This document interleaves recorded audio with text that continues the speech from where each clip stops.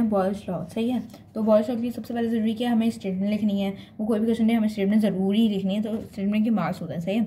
हमारे बुक में लिखा हुआ है the volume of a given mass of gas is inversely proportional to the pressure exerted on it at a given temperature. अब इसका मतलब क्या है, वो कह रहा है अगर कांस्टेंट टेम्परेचर में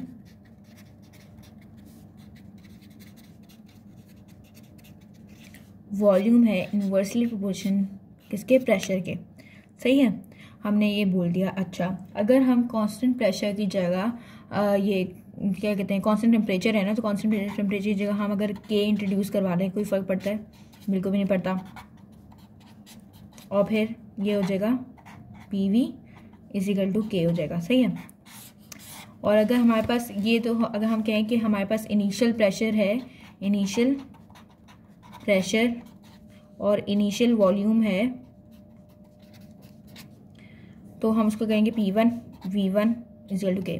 अगर हम कह रहे हैं फाइनल प्रेशर फाइनल वॉल्यूम है, तो हम उसको क्या कहेंगे P2 V2 इजिकल टू के। तो अगर हम इस तरह लिख लें P1 V1 is equal to P2 V2, सही है। यहाँ हम लिख सकते हैं इस तरह, बिल्कुल लिख सकते हैं।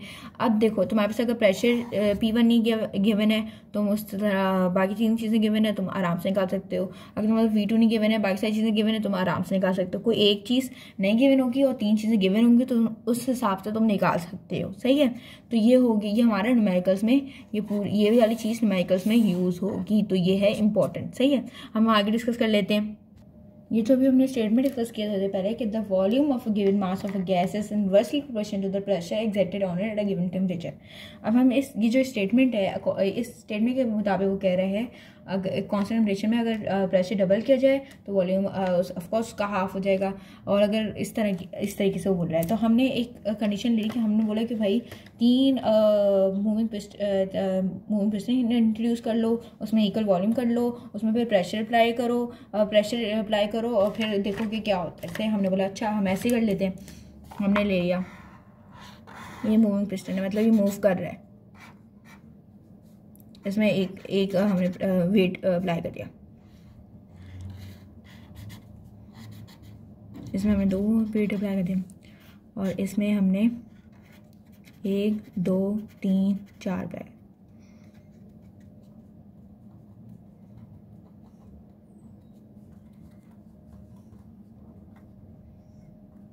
सही है।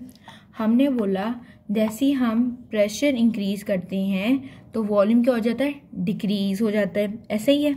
हाँ बिल्कुल ऐसे ही है। तो पहले हमने जैसे प्रेशर डबल किया तो वॉल्यूम क्या हो गया, हाफ हो गया ओरिजिनल वाले से। और फिर जब हमने और ज़्यादा हमने प्रेशर अप्लाई किया तो क्या हुआ, 1/4 हो गया ओरिजिनल वॉल्यूम से, सही है। हम उससे कंपेयर कर रहे हैं, तो ये हमें फिर इस बात से ये पता चला कि यार जैसे ही हम प्रेशर इंक्रीज कर रहे हैं तो क्या हो रहा है, प्रेशर इंक्रीज कर रहे हैं तो वॉल्यूम क्या हो रहा है हमारे पास, डिक्रीज हो रहा है। हमें ये बात पता चल गई। मैंने बोला ओके गुड। अब हम आगे आ जाते हैं। अब हम इसको डिस्कस कर लेते हैं किस तरीके से कि भाई काइनेटिक थ्योरी के हिसाब से किस तरीके से होता है। तो हमने बोला कि अगर हम कांस्टेंट टेम्परेचर में प्रेशर अप्लाई करें तो फिर क्या होगा कि जो हमारे पास क्या कहते हैं वॉल्यूम है वो डिक्रीज हो जाएगा। ऐसे ही अगर हम कांस्टेंट टेम्परेचर में प्रेशर अप्लाई करें तो हमारा वॉल्यूम जो होगा वो डिक्रीज हो जाएगा। जब वॉल्यूम डिक्रीज होगा तो क्या होगा, पार्टिकल जो हैं वो एक दूसरे के करीब आ जाएंगे। Particle will come closer to each other.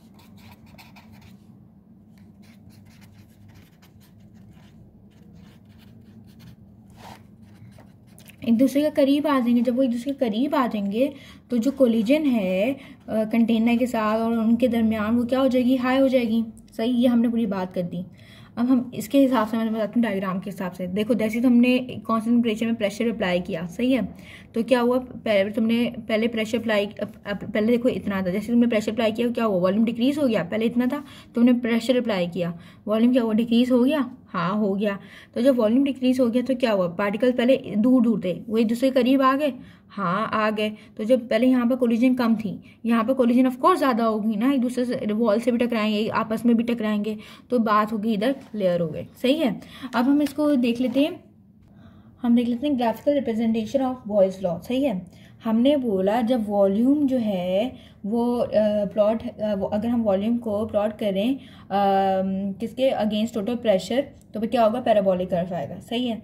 और हमने बोला कि अगर हम वॉल्यूम को प्लॉट करें किसके अगेंस्ट प्लॉट करें, हम रेसिप्रोकल और प्रेशर प्लॉट करें तो क्या होगा, स्ट्रेट लाइन होगा, सही। ये उसने हमें दो कंडीशन दे दी, सही है।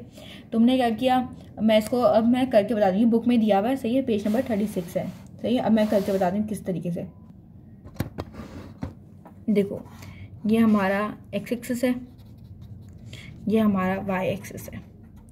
अगर हम वॉल्यूम को अगर प्लॉट करें किसके अगेंस्ट, टोटल प्रेशर के, तो हमारे पास क्या आएगा, पैराबोलिक आएगा। पैराबोलिक मतलब ये हमारे पास क्या ग्राफ बन रहा है, पैराबोलिक बन रहा है, थोड़ा सा कर्व बन रहा है, पैराबोलिक ग्राफ बनेगा हमारे पास, सही है। और इसी तरह एक हमारे पास ये है एक्स एक्सिस और ये हमारे पास है वाई एक्सिस। अगर हम वॉल्यूम को प्लॉट करें किसके, रेसिप्रोकल और प्रेशर के अगेंस्ट, तो फिर क्या होगा, हमारे पास स्ट्रेट लाइन आएगी। क्या आएगी, स्ट्रेट लाइन। अब देखो एग्जाम में तुम्हें बोला कि भाई graphical representation of Boyle's law बताओ, तुमने क्या किया, ये दो ग्राफ बना दिए, सही है। आगे नीचे कुछ भी नहीं लिखा तो तुम्हारे मार्क्स कट जाएंगे। सिर्फ इन दो ग्राफ के आपको मार्क्स नहीं मिलेंगे, ये पास पेपर में आया हुआ क्वेश्चन। आपने ये लिखना है कि if we plot the volume against the total pressure we will a parabolic curve will be obtain. तो इसी तरह तुमने बोला अगर when the volume of a given gas is plotted against the reciprocal of pressure as a result straight line will be obtain. इस तरह करके तुमने लिखना है, सही है। जो मैंने ये बोला है इसको तुमने लाइंस में लिखना है, सही है, तभी जाके तुम्हें मार्क्स मिलेंगे। तो ये जो तुम्हारा बॉयल्स लॉ है, अगर इसका लॉन्ग क्वेश्चन आता है तो जितना बताया मैंने उतना लिख दो, क्या होगा, ज़्यादा ज़्यादा मार्क्स अच्छा आ जाएंगे, सही है। और अगर तो वो पूछता है कि भाई काइनेटिक थ्योरी के हिसाब से बताओ, तो ये चीज़ लिखोगे। वो बोलेगा ग्राफिकल रिप्रेजेंटेशन के हिसाब से बताओ बॉयल्स लॉ, तुमने ये लिखना है और इसमें डिफाइन कर देना है कि अगर इस वॉल्यूम को इस तरीके से जो बताया है। फिर अगर वो तुम्हें बोले स्टेटमेंट बताओ, सही, स्टेटमेंट बोल दिया उसने बताने का, तो जब तुम स्टेटमेंट बताओ तो तुम क्या चीज़ लिखना कि मतलब अगर हम प्रेशर इंक्रीज करते हैं तो डिक्रीज होता है, तो किस तरीके से एग्जाम्पल, एक समझ लो एग्जाम्पल दी है मैंने, इसी तरीके से तुम बोलते हो कि अगर हमने प्रेशर डबल कर दिया तो वॉल्यूम हाफ हो गया, अगर हमने प्रेशर और ज़्यादा इंक्रीज कर दिया तो वॉल्यूम 1/4 हो गया। इस तरह से डायग्राम बना के और ये कर दो, तुम्हें मार्क्स अच्छे मिल जाएंगे, सही है। ये होगा हमारा बॉयल्स लॉ कंप्लीट।